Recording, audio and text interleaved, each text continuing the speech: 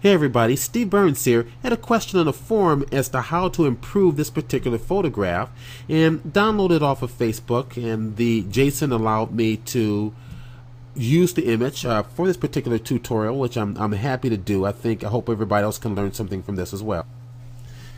I'm working with a JPEG image, so once again, bear with me here a little bit. We're not going to see the high quality that we would normally get from a raw image. So the question is how to improve this photograph. Now, our primary subject is the family. Now, what's dominating the scene is everything else but the family here. For example, we have a large curtain structure over to the right.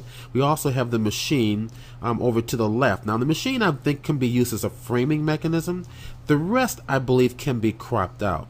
So I'm going to start by accessing the C key on my keyboard, the crop tool, and just go ahead and draw a little crop around the image, and immediately you can see that's giving you a nice little visual as to what we're going to see when we crop down to this particular format.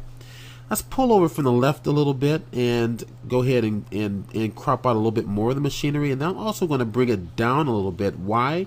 Because I would like the family to dominate the scene a little bit better. They're the primary point of focus.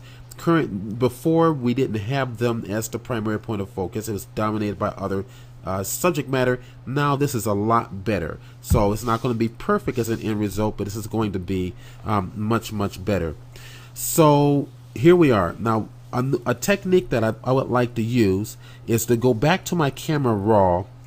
And now that we've duplicated the layer, and I keep in mind that I did duplicate this from the very start, I'm going to go over to the filter menu, and new in CC, we can actually go to the camera raw filter and take that layer into the camera raw editing capabilities. So I'll go ahead and Control plus zoom in a little bit closer. And I think I would like to do is control these highlights. My eye is immediately going to the brighter portion of the photograph, while the primary point of focus being our family here is subdued in the background. So Camera Raw is dealing with shadows, midtones, and highlights. Highlights being the brighter, midtone, which should be the facial areas, and your shadow details, you can see some of the darker tones within the image. So I'm going to bring up exposure just slightly to accommodate their faces, and then I'm going to take the highlights so that the highlights are isolated and bring them down. I'm going to bring down the highlights, the extreme highlights, which is targeted as whites here. So I'm going to take the slider and pull the whites over to the left, and it starts to bring back more detail there. We've lost a little bit of the darker tone, so I'm going to target the shadows and just bring it to the left to add some darker values. Now, don't worry about the fact that the face is getting a little darker. We're going to deal with this in Photoshop. I would like to give it some clarity, which is our mid-tone sharpness. Pull it on over to the right a little bit, and we're bringing in some nice sharpness and detail. And at this point, go ahead and go back into Photoshop. So I'm going to hit Command, just hit the OK, and there it is. So it's applied. We go before and after. Let's go ahead and zoom in a little closer. Before and after. Let's go ahead and take off the crop. All right. So now I want to bring up the detail in their faces. They're a little bit too darker. I'm going to do that via a adjustment layer. Why not just target at the exposure? And let's bring up the exposure for their faces there. Okay, now everything else goes dark. Not a big deal because we can isolate localized elements. Our mask here being white is applying its effects to everywhere. If I hit Command I to inverse the white to black, utilize my brush, paintbrush, and I'm using a Wacom pen, by the way, where I can apply various tonalities or opacities of white. Wherever I paint, I'm going to hit the Option key, click on the mask. This is what I'm doing. I'm applying the effects of that particular adjustment layer to the primary point of focus being the family.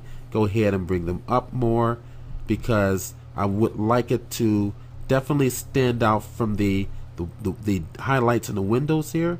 Holding the space bar, bring it on down, make the brush a little bit bigger, and I'm going to make the edge just a little bit sharper so I can quickly apply this technique. So she's a lot brighter than the other two, so I'm going to bring them up more than her, bring him up more in terms of density, brightness. There we are. much better. So add a little bit more to the arm. Now I'm going to my Wacom properties and make sure under transfer pin pressure good, looks good. I'm going to close that out, just want to double check it. Hit the X key to go to black. Give a little softer edge, and of course bring this back down as I so choose. So go ahead, Command 0, put it to full view. Now the family starts to stand out. Now you notice I'm using this mask, Option click on the mask, to apply the effects where I want them in various opacities of grays. Now to make it look like it's blending in a little bit better, because we're using our, using human error to kind of to place the, the mask where we want it, go to your filter menu, making sure the mask is targeted, filter, blur, and let's go ahead and target Gaussian blur, which softens it up quite a bit everywhere, makes it a lot more subtler.